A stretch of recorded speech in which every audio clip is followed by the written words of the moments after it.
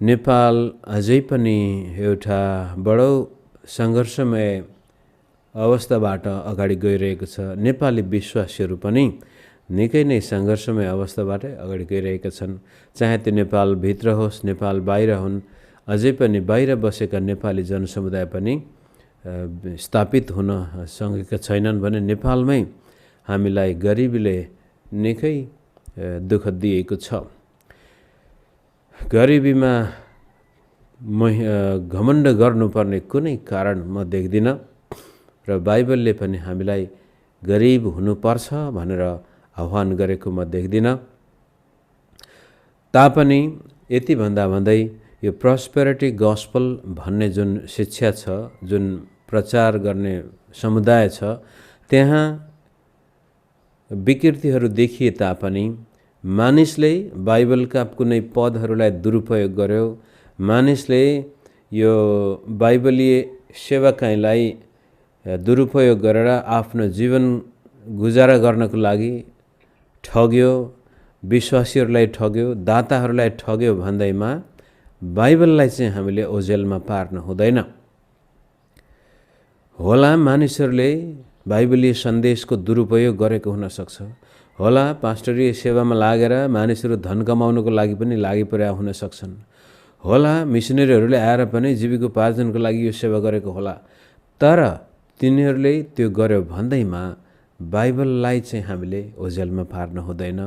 प्रभुको वचनले के भन्न खोजेको छ त्यो अनुसार नै हाम्रो जीवन अगाडि लैजानै पर्छ।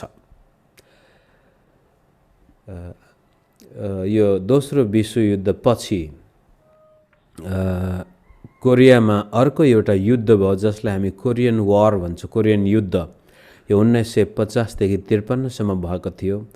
एकातिर अमेरिका, अर्कोतिर रुस र चीन मिलेर यो वास्तवमा कोरियन वारमा चाहिँ रुस र अमेरिका र चीनको अथवा पुँजीवाद र साम्यवादको लडाईँ थियो।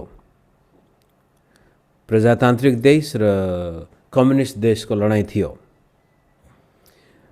तर त्यसको चपेटमा अचानक चाहिँ कोरिया भएको थियो। साउथ कोरियाबाट त्यति बेला त एउटै कोरिया थियो। दक्षिणबाट चाहिँ अमेरिकाले एकचोटि त पूर्ण रूपले कोरिया कम्युनिस्टहरूको बसमा गइसकेको थियो। त्यसपछि दक्षिणबाट लखेड्दै अमेरिकाले आक्रमण गर्दै गर्दै लखेड्दै अमेरिकी कम्युनिस्ट सेनाहरूलाई बीच भागमा पुर्याइसकेको थियो। त्यति बेलाका जेनरलले भनेको थियो, राष्ट्रपतिले मलाई नरोकेको भए म कोरिया मात्रै होइन चीन समेत पनि कम्युनिजमबाट छुटकारा दिन सक्थे भनेर अभिव्यक्ति गर्नुभएको थियो। तर कोरियाको बीच भागमा अमेरिकी सेना कम्युनिस्ट सेनालाई लखेड्दै लखेड्दै पुगेपछि अमेरिकामा चुनाव आउँदै थियो, राष्ट्रपतिको विरोध हुँदै थियो, हजारौं अमेरिकी मरेका कारण अमेरिकाको राष्ट्रपतिले त्यो युद्ध रोक्ने निर्णय गर्नुहुन्छ। युद्ध विराम गर्नुभयो। ठ्याक्कै कोरियाको बीच भागमा अमेरिकाले सेना पुर्याइसकेपछि फलस्वरूप दक्षिण कोरिया र उत्तर कोरिया हुन गयो। उत्तर कोरिया कम्युनिस्ट आजसम्म कहाली लाग्दो देश रह्यो। दक्षिण कोरिया प्रजातान्त्रिक देश बन्यो, जो आज विश्वका धनाढ्य देशहरूमध्ये 10 अथवा 11 पर्छ। तर दक्षिण कोरिया धनी थिएन। युद्धले खाग भएको थियो 1950 र 60 को दशकमा। मानिसहरू संयुक्त राष्ट्रसङ्घले दिएका चामल खाएर बाँचिरहेका थिए। त्यसै बेलामा हजारौं लाखौं उत्तर कोरियाबाट भागेर दक्षिण कोरियामा जाँदै थिए। कतिजना बाटोमै नाश भए, कति लगभग ज्यान बचाउन कतिका परिवार उत्तरमै छुटे। आजसम्म पनि ती बिछडिएका परिवारहरूको पुनर्मिलन हुन सकेको छैन। कम्युनिजमले, साम्यवादले ईश्वरलाई लत्याइदियो, आफै ईश्वर बन्यो। आज नर्थ कोरियाका राष्ट्रपतिहरू उसको बाजे बाउ अहिले छोरा गर्दैछ। यिनीहरूलाई देवताको रूपलाई हेरिन्छ, तर जनता खान नपाएर मरिरहेका छन्। भने दक्षिण कोरियाले विश्वमा धेरै गरिब देशहरूलाई पनि सहायता गर्दै आएको छ। मैले यो किन भन्दैछु भने दक्षिण कोरिया युद्धको खरानीमा भएको बेलामा एकजना पास्टर जो भर्खरै प्रभुमा सुत्नुभयो, पल यङ्गिचो, सुरुमा डेभिड यङ्गिचो पनि भन्छन् उनलाई। पल यङ्गिचोले बडो गजबले विश्वास गर्नुभयो। आफै पनि टिबी रोग लागेर मर्न लागेको व्यक्ति येशू ख्रिस्टमा विश्वास गरेको कारण उनले चङ्गाई पाउनुहुन्छ। पछि उनको त्यो व्यक्तिगत अनुभव हुन्छ र त्यही अनुभवमा अरूलाई पनि उहाँले सुसमाचार सुनाउँदै सेवालाई अगाडि लैजानुभयो। 60-70 को दशकमा उनले परमेश्वरले हाम्रो गरिबीबाट हामीलाई छुटकारा दिन चाहनुहुन्छ भन्ने प्रचार गर्न थाल्नुभयो। सायद उनको प्रभाव उनी विशेष गरी यो भिन्सेन्ट पेलको प्रभावबाट, नर्मन भिन्सेन्ट पेल एउटा अमेरिकी पास्टर थिए जसले एउटा किताब लेख्नु भएको छ, पावर अफ पोजिटिभ थिङ्किङ, सकारात्मक सोचको शक्ति। उनी पनि एउटा प्रख्यात पास्टर हुन् जसले आफ्ना विश्वासीलाई गरिबी, दुःख, यो न्युयोर्क सहरभित्र भएको गरिबी पनि डरलाग्दो छ, त्यसबाट कसरी मानिसलाई छुटकारा दिन सक्छ, हारेको जीवनबाट कसरी मानिसलाई छुटकारा दिन सक्छ भनेर त्यो किताब लेख्नु भएको थियो। त्यसको विश्वव्यापी असर पर्यो र त्यस्तै अरू व्यक्तिहरूका शिक्षाबाट पावल यङ्गिचो प्रभावित हुनुहुन्छ र कोरियामा त्यो सुसमाचार प्रचार गर्न थाल्नुभयो कि येशू ख्रिस्टमा विश्वास गर्नेहरू चङ्गाई पनि हुन सक्छन्। येशू ख्रिस्टमा विश्वास गर्दा हामी गरिबीबाट मुक्त हुन सक्छौँ। येशू ख्रिस्टले हाम्रो शारीरिक, आत्मिक र भौतिक उन्नति गर्न चाहनुहुन्छ हाम्रो जीवनमा भनेर यो तीनटै क्षेत्रलाई उहाँले बढी जोड दिएर प्रचार गर्न थाल्नुभयो। मानिसहरू खचाखच उहाँहरूको चर्चमा आउन थाले। उनको सेवाले धेरै ठुलो रूप लियो। तर त्यहाँको अरू चर्चहरू पावल यङ्गिचोको विरोध गर्न थाले। कारण यो प्रस्पेरिटी गस्पल भन्ने त्यति बेला भर्खरै बजारमा आएको थियो भनौँ, अनि टेलिभिजन इभान्जेलिजम अमेरिकामा भर्खरै निकै प्रचलित हुँदै थियो। त्यसले गर्दाखेरि धेरैले उनको विरोध गरे। तर यहाँनिर मैले भन्न खोजेको कुरो, बाहिर धेरै पास्टरहरू पावल यङ्गिचोको विरोध गर्थे। भित्रभित्रै पावल यङ्गिचोले प्रचार गरेका वचन आफ्ना विश्वासीलाई प्रचार गर्दथे। फलस्वरूप कोरियाभरि नै परमेश्वरले हामीलाई भौतिक, आत्मिक र शारीरिक आशिष दिन चाहनुहुन्छ भन्ने विश्वास बडो जोडसँग कोरियन चर्चको मानसिकतामा गढेको थियो 60 र 70 को दशकतिर। 80 र 90 को दशकमा आउन्जेलसम्म कोरियन चर्च निकै बढ्यो। कोरियाले आर्थिक पनि उन्नति गर्यो, धनाढ्य देशको सीमामा पुग्यो 90 को दशकमा आउँदाखेरि। तापनि यो सैद्धान्तिक हिसाबले बाहिर चाहिँ देखाउनको लागि पावल यङ्गिचोका विरोधीहरू अझै पनि छन्। विरोधी भन्नाले उहाँका आलोचकहरू, यो बाइबल यो होइन, मान्छे गरिब नै हुनुपर्छ, प्रभुले गरिब भएर बाँच्न बोलाएको छ भनेर भने तापनि भित्रभित्रै यङ्गिचोले गरेको प्रचारलाई मानिसहरू स्वीकार गर्छन्। विशेष गरी पास्टर जो बढी नै आलोचक देखिन्छन्। त्यसलाई म कहाँ जोड्दैछु भनेदेखि आज पनि तपाईँ र मलाई बेला बखतमा यो एकाध व्यक्तिहरूले दुरुपयोग गरेको कारण त्यसको आलोचना गर्ने थुप्रै पास्टरहरू, विद्वानहरू हामी पाउँछौँ। तर ती पास्टर र विद्वानको नजिक हामी जान सक्यौँ भने भित्रभित्रै उहाँहरू आफै पनि त्यो विश्वास गर्नुहुन्छ कि हो, मैले येशू ख्रिस्टमा विश्वास गरेको कारण प्रभु मेरो शरीरमा चङ्गाई पनि दिन चाहनुहुन्छ, मेरो आत्मिक जीवनमा प्रगति भएको देख्न चाहनुहुन्छ, मेरो शरीरमा चङ्गाई भएको चाहनुहुन्छ भन्ने आफू चाहिँ बडो कटिबद्ध तरिकाले विश्वासका साथ अगाडि बढिरहेका हुन्छन्।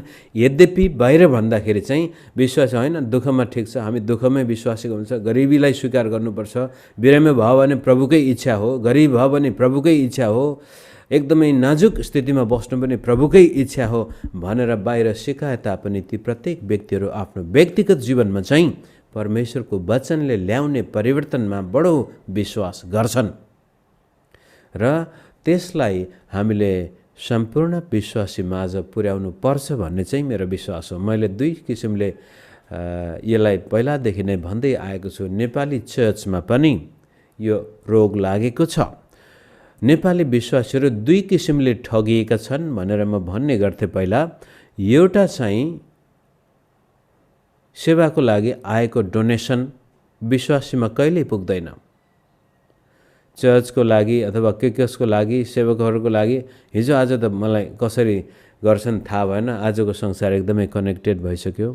पहिलाको हामीलाई थाहा भएअनुसार म नेपालमा यो गर्दैछु, म त्यो नेपालमा त्यो गर्दैछु भनेर यो विदेशतिर जान सकेपछि, विदेशीसँग सम्पर्क राखिसकेपछि, विदेशी मिसनरीसँग कनेक्टेड भएको पास्टर त्यसपछि त्यो विभिन्न प्रकारका दर्शनहरू बनाएर म त यो गर्दैछु, म त्यो गर्दैछु, मेरो यतिवटा चर्च छन्, मेरो त्यतिवटा चर्च छन्, मलाई चाहिँ यति सहायता चाहियो भनेर बजेट प्रेस गरेपछि कति बजेट आयो कसैलाई थाहा हुँदैन थियो।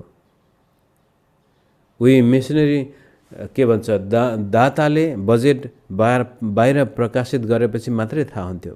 पछि इन्टरनेट आएपछि इन्टरनेटको जमानाले यसलाई बाहिर देखाउन थाल्यो र डोनेसनको हिसाबले पनि धेरै विश्वासीहरू गरिब दुखीको लागि आएको सहायता पनि उही टाउके कनेक्टेड मानिसहरूको हातमा गयो। जसरी यो एनजिओ अनाथलाई सहायता गर्न, गरिबलाई सहायता गर्ने एनजिओ खोल्छ, तर वास्तवमा त्यो एनजिओका सञ्चालकहरू नै एकदमै यो रगत चुस्ने जुगा जस्तै मोटाएका हुन्छन्, गरिबहरूको नाममा उठाएको डोनेसनबाट। त्यस्तो स्थिति नेपालमा पनि थियो, छ, अझै भारतमा सबै ठाउँमा।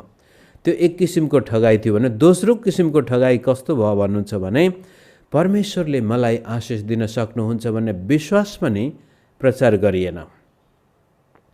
पास्टरहरूले पोलपिटबाट येशू ख्रीष्ट तपाईहरु मेरो मुक्तिको लागि, तपाईहरु मेरो छंगाईको लागि, तपाईहरु मेरो भौतिक उन्नतिको लागि पनि आज हाम्रो जीवनमा काम गर्नुहुन्छ भन्ने कुरा कटिबद्ध भएर विश्वासीलाई सिकाइएन।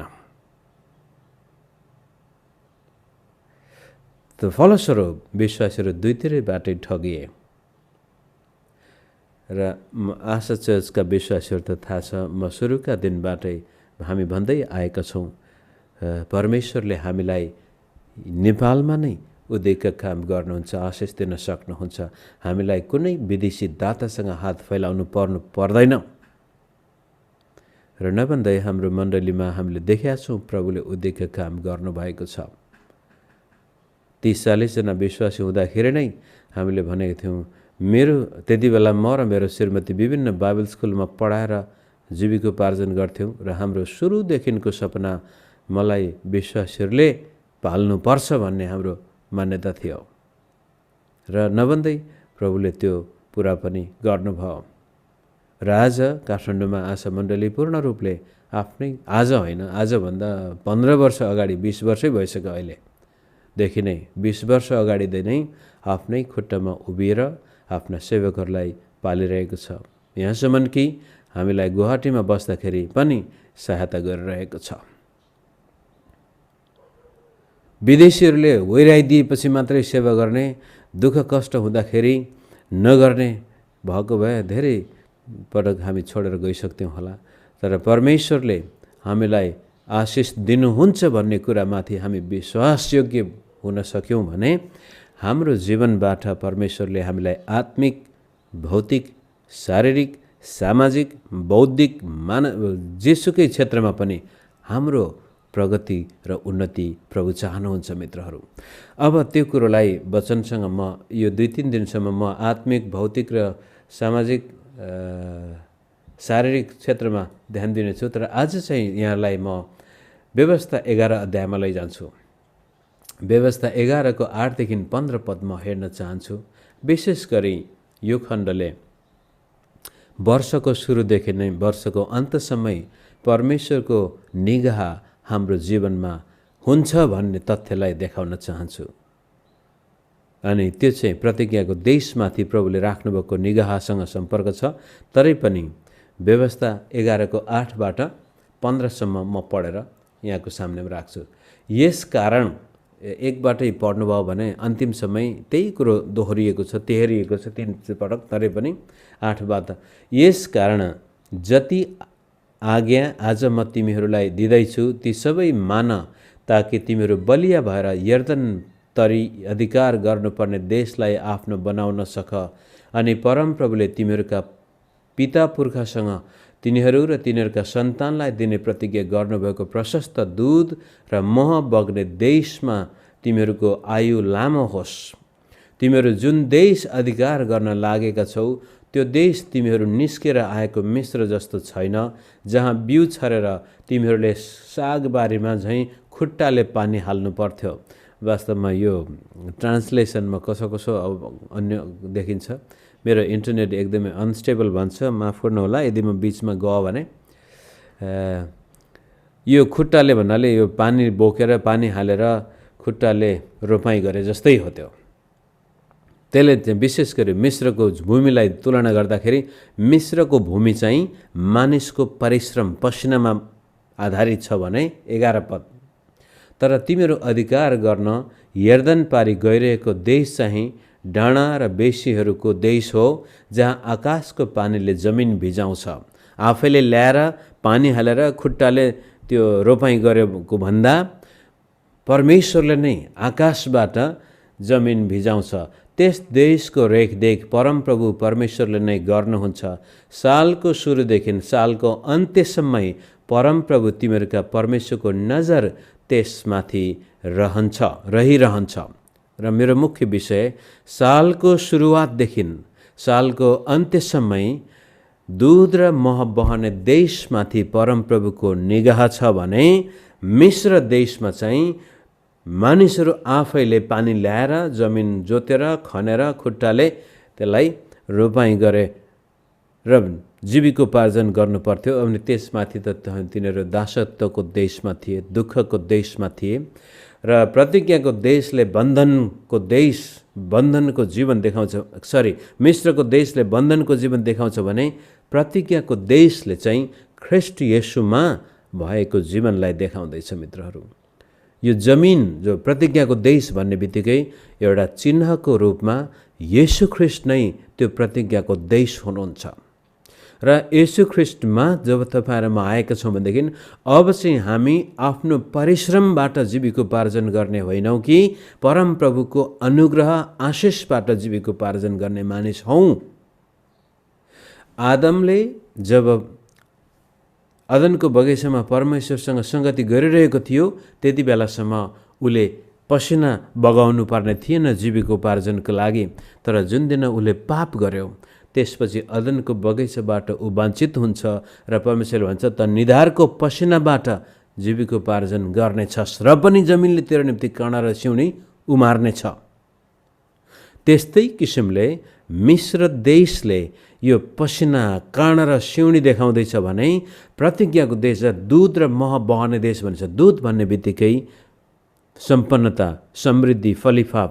मह भन्ने बित्तिकै यो जीवनको स्तर, मिठास, सुन्दरता, एक किसिमको आनन्दमय जीवन त्यो देशमा हुनेछ।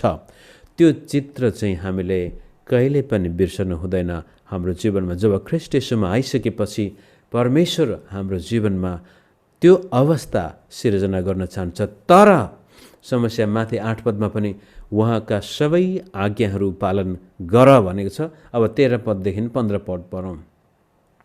यस कारण यस्तो गजबको देशमा तिमीहरू जाँदैछौ। अब याद गर्नुहोस्, यति बेलामा यी इजरायलीहरू यर्दन पारी छन्, पछाडिपट्टि उजाड स्थान छ, अगाडिपट्टि प्रतिज्ञाको देश छ। उनीहरू देख्न पनि सक्छन्। मोसाले त पहाडमा गएर हेरि पनि सकेको छ। र त्यसै कारण यो अगाडिको गन्तव्यलाई हेरेर मोसाले धेरै चेतावनी दिनुभएको छ। 8 अध्यायबाटै तिमीहरूले नरोपेका दाखबारी, नबनाएका घर, नखनेका इनार पनि तिमीहरूले पाउनेछौ। तर तापनि तिमीहरूले आफ्ना परमप्रभुलाई नबिर्सनु। यहाँ पनि यसरी 13 पदमा यस कारण मैले तिमीहरूलाई आज दिएका आज्ञाहरू विश्वासयोग्यतापूर्वक मानेर परमप्रभु तिमीहरूका परमेश्वरलाई प्रेम गर्यौ भने र आफ्नो सारा हृदय र प्राणले उहाँको सेवा गर्यौ भने म ऋतु अनुसार शरद वर्षका वर्षाहरू दिनेछु, ताकि तिमीहरूका अन्न नयाँ दाखमध्ये र तेल बटुल्न सक। म तिमीहरूका गाईबस्तुका लागि पनि खर्कमा घाँस दिनेछु र तिमीहरू खाएर सन्तुष्ट हुनेछौ। यहाँनिर विचार गर्नुहोस्, मिश्र देशमा इजरायलीहरू आकाशबाट पानी आएन भने पनि नील नदीको पानी अथवा नदीको पानीले यो सम्म भूमिमा सिँचाइ गर्न सक्थे। उनीहरूको बसको कुरो थियो। आफ्नो जति मेहनत गर्यो त्यति आशिष थियो। तर प्रतिज्ञाको देश चाहिँ डाँडा र पहाड अनि बेसीको सहर, जहाँ मानवीय परिश्रमले सम्भव छैन। तिनीहरू परमेश्वरमाथि भर पर्नुपर्ने थियो। वर्षाको लागि पनि परमेश्वरमाथि भर पर्नुपर्ने थियो।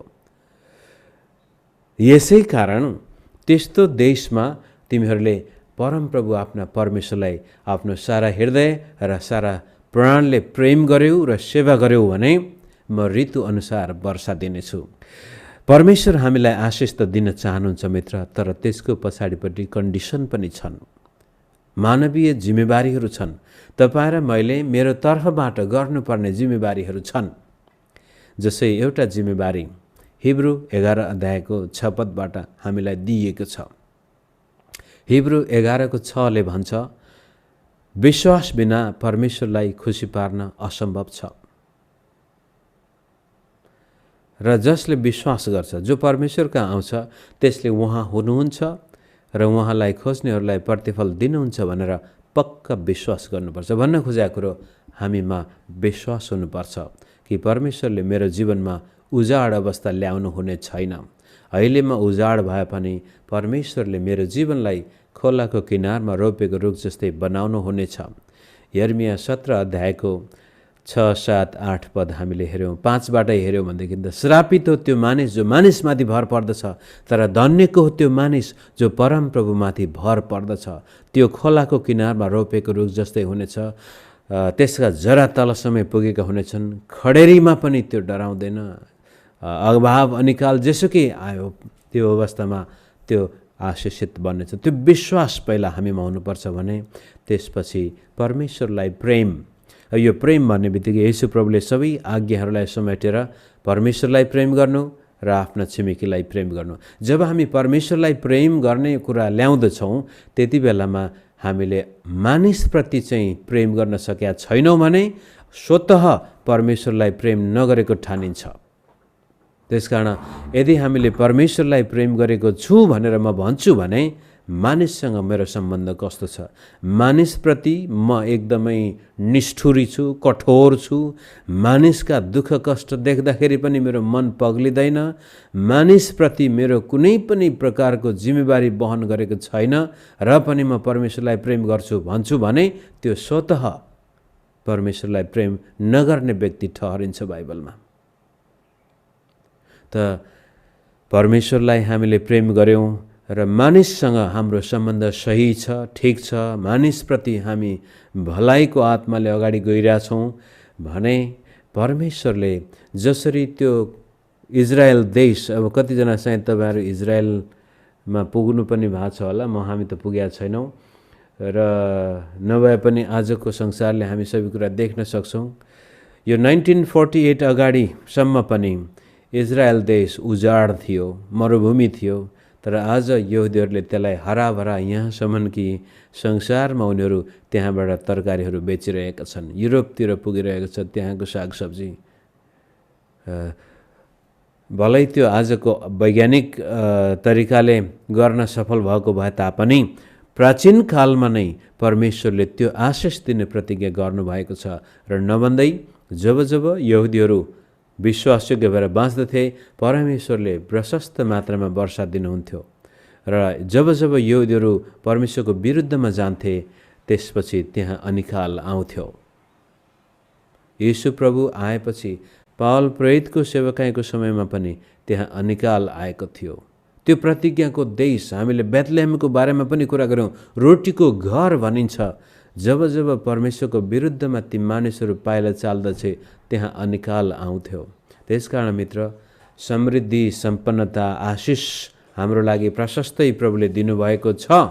तर त्यो आशिष हाम्रो जीवनमा वास्तविक रूपले आउने हो भनेदेखि परमेश्वरलाई प्रेम नगरी सम्भव छैन र परमेश्वरलाई प्रेम गर्ने व्यक्तिले मानिससँगको सम्बन्ध पनि विचार गर्नुपर्ने हुन्छ।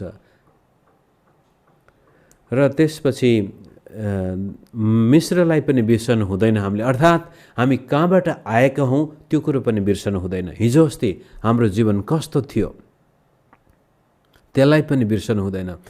यिनीहरूले मिश्रको सम्झना गर्नुपर्ने थियो, उजाड स्थानको सम्झना पनि गर्नु। यो अध्यायभरि तल पढ्दै गयो भनेदेखि यसले भनेको छ तिमीहरूलाई त थाहा छ तर तिमीहरूका सन्तानलाई थाहा छैन परमेश्वरले मिश्रमा के गर्नुभयो, लाल समुद्रमा के गर्नुभयो, उजाड स्थानमा के गर्नुभयो। त्यसकारण ती कुराहरू बताउनु आफ्ना छोराछोरीलाई, बस्दाखेरि पनि बताउनु, उड्दाखेरि पनि बताउनु, सुत्दाखेरि पनि बताउनु, ताकि तिनीहरूले पनि परमेश्वरलाई विश्वास गर्न सकुन्, प्रभुले गर्नुभएका काम तिनीहरू नबिर्सुन्।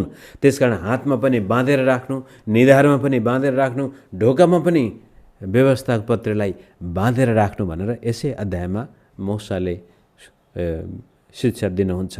त्यसको मतलब हामी कहाँबाट आएका हौँ त्यो बिर्सनु हुँदैन र त्यसपछि कहाँ जाँदैछौँ त्यो पनि बिर्सनु हुँदैन। हाम्रो अगाडि प्रतिज्ञाको देश हुनुपर्छ, दूध र मह बहने देश हुनुपर्छ। भलै हामी अहिले यर्दनको पारी उजाड स्थानमै उभिएका हौँला रे, तरै पनि हाम्रो अगाडिपट्टि विश्वासद्वारा दूध र मह बहने देशको तस्बिर हुनुपर्छ। यदि हामीले हाम्रो जीवनमा परमेश्वरी आशिष आएको देख्न चाहन्छौँ भने त्यो दर्शन, त्यो सपना चाहिँ हुनुपर्छ। र त्यसपछि जहाँ छौँ त्यहाँ धन्यवादी पनि हामी बन्नु नै पर्छ। मित्रहरू, जहाँ छौँ हामीसँग जे छ, हामीसँग जो छ त्यसलाई हेरेर हामी धन्यवादी हुन पर्छ नै। कहिलेकाहीँ हामीसँग जे छैन, जो छैन त्यसलाई हेरेर जीवन खिन्न भएको हुन्छ। हामीसँग नभएका कुरामा ध्यान दिएको खण्डमा जीवन नकारात्मक हुन जान्छ। तर हामीसँग भएका कुराहरूमा हामी धन्यवादी भयौँ। प्रभु तपाईँलाई धन्यवाद, कमसेकम अहिले म प्रतिज्ञाको देशमा नपुगे पनि म मिश्रमा त छैन, अहिले म यर्दनको पारी जान नसके पनि म उजाड स्थानमाबाट निस्किसकेको छु, मलाई थाहा छ प्रतिज्ञाको देश मेरो अगाडि छ। धन्यवादी। जीवनमा यदि तपाईँ आत्मिक प्रगति गर्न चाहनुहुन्छ भने पनि, जीवनसँग हारेको अवस्थाबाट बाहिर आउन चाहनुहुन्छ भने, गरिबीबाट सम्पन्नताको बाटोमा, अशान्तिबाट शान्तिको बाटोमा, बेखुसीबाट खुसी र आनन्दले भरिएको जीवनमा आउन चाहनुहुन्छ भनेदेखि आफूसँग भएका कुराहरूको लिस्ट बनाउनुहोस्। मसँग के छ र ती सबै कुराहरूप्रति प्रभुमा धन्यवादी हुनुभयो भनेदेखि तपाईँ मसँग नभएका कुराहरू हामी बिर्सिन्छौँ र नबन्दै परमेश्वरले हाम्रो जीवनमा अझ बढ्ता आशिष ल्याउनुहुन्छ। यही विषयलाई हामी 2-3 दिन अझ नजिकबाट हेर्नेछौँ। आज यति भन्न चाहन्छु, वर्षको सुरुदेखि नै वर्षको अन्त्यसम्म हाम्रो जीवनमा प्रभु अनुग्रह गर्न चाहनुहुन्छ, आशिष दिन चाहनुहुन्छ, उन्नति दिन चाहनुहुन्छ। हाम्रो जीवनमा पनि वर्षा दिन चाहनुहुन्छ, हाम्रा अन्नपातमा फलिफाप गर्न चाहनुहुन्छ।